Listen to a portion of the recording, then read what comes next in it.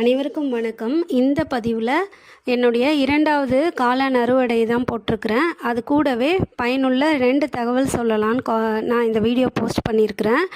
என்னென்னா, இந்த வைக்கோலை ரீயூஸ் பண்ணலாமா, ஏற்கனவே நம்ம காளான் விதைச்சோம் இல்லைங்களா, அதில் காளான் வளர்ந்துருக்குல்ல, அந்த வைக்கோலை ரீயூஸ் பண்ணலாமான்னு சில பேர் கேட்டாங்க என்கிட்ட. அந்த மாதிரி ரீயூஸ் பண்ணக்கூடாதுங்க. ஏன் அப்படின்னாக்கா, நம்ம ஒரு முறை காளான் வளர்த்த பிறகு அந்த வைக்கோலில் உள்ள சத்துகள் குறைந்து விடும். அது சத்தே இல்லாதப்போ மறுபடியும் அதில் காளான் எப்படி வளரும்? அது மட்டும் இல்லாமல் பூஞ்சை பாக்டீரியா தொற்று ஏற்பட்டிருக்கும். அதனால் இதில் நம்ம மறுபடியும் யூஸ் பண்ணோன்னாக்கா அது கண்டாமினேஷன் தான் ஆகும்.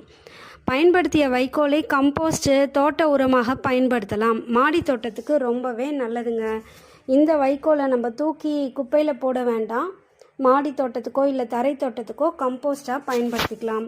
தேங்க்யூ.